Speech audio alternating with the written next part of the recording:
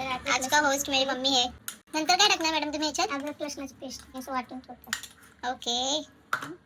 त्यानंतर ह्याच्यात मिरची कापलेली आहे ती टाकू. तुमच्या आवडीनुसार टाकायची. तुम्ही किती तिखट खाता किती नाही डिपेंड्स. ग्रीन चिली चवीनुसार मीठ. फिर क्या? थोडासा गरम मसाला टाकून दिला. होममेड गरम मसाला. आता मस्त मिक्स करून घेऊयात आणि अर्धा तास मॅरिनेट करायला ठेवूयात. कांदा कापून घेऊयात.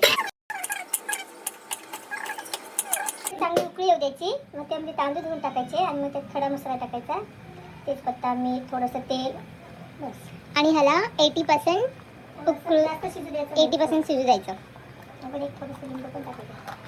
तेल गरम झाले. आपण त्याच्यामध्ये कांदा फ्राय करून घेतलाय आणि आता आपण हे मॅरिनेट केलेलं चिकन ह्यात टाकूयात.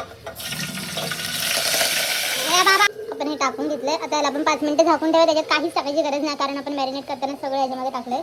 सो हा जो तळलेला कांदा आहे तो या भातावर टाकून देऊयात. हा भात बघू शकता तुम्ही असा 80% मस्त शिजवून घेतलाय. और biryani is ready to eat. Chicken थोडंसं शिजून झालेलं आहे. त्यानंतर हात मध्ये मध्ये मध्ये डकणे. चिकन थोडंसं शिजून झाल्यानंतर आपण त्याच्यामध्ये भात टाकला होता आणि अशा प्रकारे मस्त आपली बिर्याणी रेडी आहे. Ready to eat.